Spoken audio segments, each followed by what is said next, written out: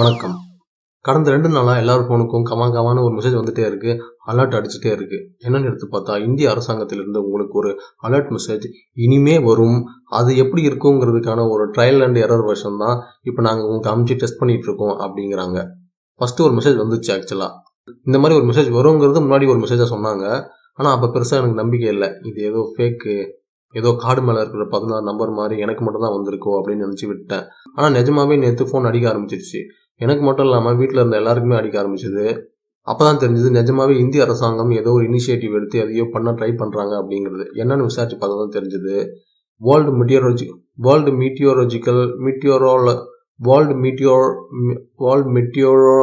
மெட்டியோராலஜிக்கல் organisation, அதாவது உலக வானிலை அமைப்பு. யோசிச்சு பார்த்தா வானிலை மீட்டியர்னா விண்கல்ல ஏன் வானிலைன்னு சொல்கிறாங்க? சரியான டிரான்ஸ்லேஷன் இல்லைங்கிறது புரிஞ்சுது. ஆக்சுவலாக வேர்ல்டு மீட்டியோராலஜிக்கல் ஆர்கனைசேஷன், அதாவது விண்கல் சம்பந்தமான பூமியை கடக்கக்கூடிய, பூமியில் விழக்கூடிய பாசிபிலிட்டிஸ் இருக்கக்கூடிய விண்கல் சம்பந்தமான ஆராய்ச்சி பண்ணுற ஒரு அமைப்பு போல வேர்ல்டு மீட்டியோராலஜிக்கல் ஆர்கனைசேஷன் 2022 என்ன சொல்லியிருக்காங்கன்னா, அடுத்த 5 வருஷத்துல எல்லா நாடுகள்லையும் இந்த மாதிரி ஒரு அலர்ட் சிஸ்டத்தை கொண்டு வரணும் அப்படிங்கிறது அவங்களுடைய வேண்டுகோள், ஆர்டர் எப்படி வேணா வச்சுக்கலாம். ஸோ 2023 இதை இந்தியா வேற வழியே இல்லாமல் கொண்டு வந்திருக்காங்க. ஆனால் இப்படி ஒரு நேஷனல் வைடு அலர்ட் சிஸ்டம்ங்கிறது இது முதல் முறையில் ஏற்கனவே இருந்திருக்கு. நமக்கே தெரியும், நம்ம இதை பார்த்துருக்கோம், ரசிச்சிருக்கோம். ஞாபகம் இருக்கா? நம்ம பார்க்குற நிறைய ஹாலிவுட் படங்கள்லாம் திடீர்னு விண்கல் விழும், அல்லது ஏலியன்ஸ் வந்துடும், அப்படி இல்லையா ஜாம்பிஸ் அட்டாக் நடக்கும், இல்லைனா எங்கேயாவது பாம்பு வெடிக்கும். இந்த மாதிரி டெரரிஸ்ட் அட்டாக், இந்த மாதிரி எது நடந்தாலுமே ஹாலிவுட் படங்கள்லாம் டக்குன்னு டிவி, ரேடியோன்னு எல்லாத்துலேயும் ஏற்கனவே போயிட்டு இருந்த ப்ரோக்ராம் டக்குன்னு கட் ஆகி பிரசிடென்ட் முன்னாடி அப்பியர் ஆகிடுவார்.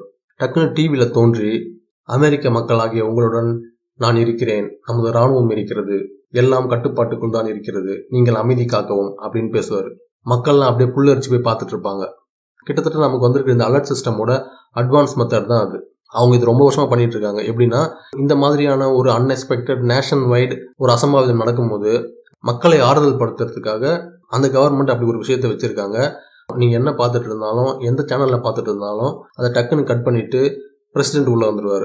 ஆனால் நமக்கு வந்திருக்கிற அலர்ட் அந்த மாதிரி அலர்ட் கிடையாது. ஏன்னா இந்த அலர்ட் நம்ம கொடுக்க போகிறது இயற்கை பேரிடர் மேலாண்மை. இவங்களோட வேலை என்னன்னா, புயல், மழை, சுனாமி, சூறை காற்றுகள் இதையெல்லாம் அலர்ட் பண்ணுற விஷயம் மட்டும்தான் இவங்க பண்ணுவாங்க. பிரசிடென்ட்டை கூட்டிட்டு வந்து பேச விட மாட்டாங்க.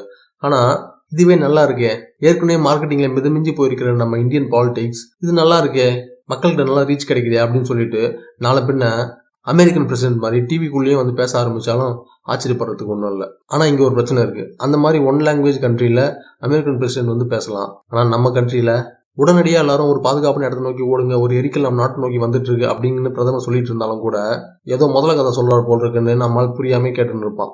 அதனால அப்படி ஒரு தடங்கள் நம்ம டிவி பார்க்கும்போது வராதுன்னு நம்ம நம்பலாம். நன்றி, வணக்கம். உங்களிடமிருந்து விடைபெறுவது திருச்செங்கோடு திருச்செல்வம்.